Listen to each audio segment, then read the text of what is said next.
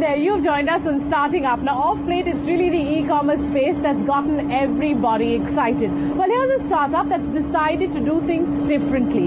Instead of selling just about everything under the roof, they're going to focus on 3 products and squarely go deeper into them. Survi Goyal gets us the story of Value Technology.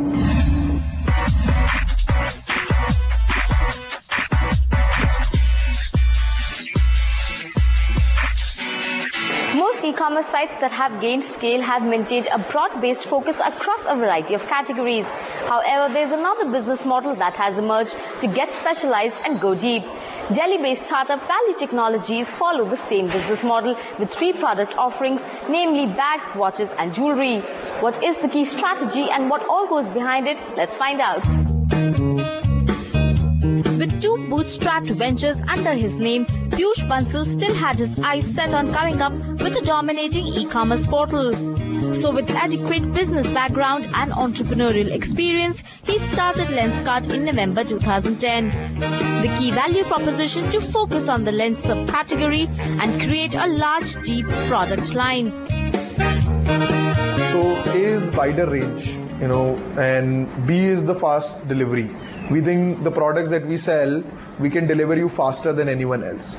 And C is that, the kind of associations we have with brands as compared to a lot of other portals is very different.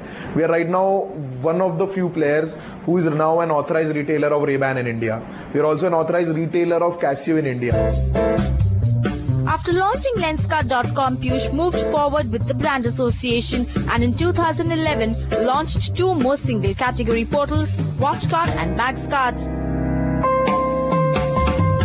So while industry insiders suggested that some single category players may be forced to diversify to attract volumes, Piyush's team adhered to single category portals, a decision taken after a lot of deliberation.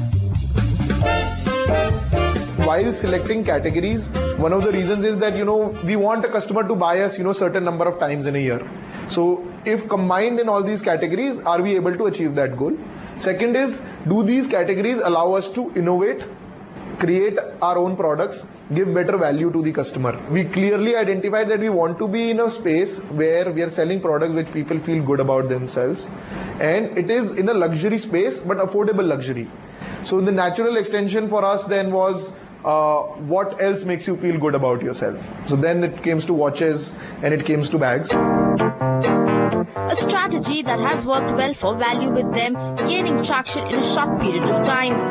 Traction that prompted Lenskart's first investment from IDG Ventures, worth $4 million for future business expansion.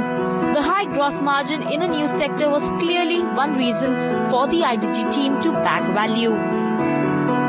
When we looked at their plans for other categories, they were actually creating an opportunity to create a destination for luxury products, all of which have multiple ownership of assets by the consumers, high gross margins for business, and can create a leadership position, as these categories were not being focused on by many other players.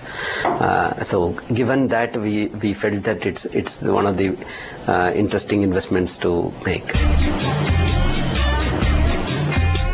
On the supply side, Piyush and the Value team attracted over 128 clients to partner with Lenskart and WatchCart to reach out to the youth community online. For many of these, it was the first time that their products were made available online. Also, what worked in their favor was the attention their products received on a vertical category portal as opposed to a more mass audience one. With internet penetration going, increasing, and more youngsters going on the net, we have seen in last, especially 6 to 8 months, the queries from online were increasing drastically. So once we realized that many customers want to buy products from online, so it's our responsibility to make our products available also there. So that's how it started through our channel partners. So we also made online as a serious vertical now. The choice is extensive, the delivery time is down to 3 days. But the biggest challenge for Piyush and his team will be the cost of customer acquisition. The e-commerce sector has already seen consolidation owing to companies maintaining unhealthy cash burn rates, and e-commerce players believe that value will have to keep certain checks and barriers in place to ensure they don't encounter the same trouble. First and foremost, most important thing for any startup or any entrepreneur, I would say, is that they have to see what is the market size of the category if they want to do a single category play.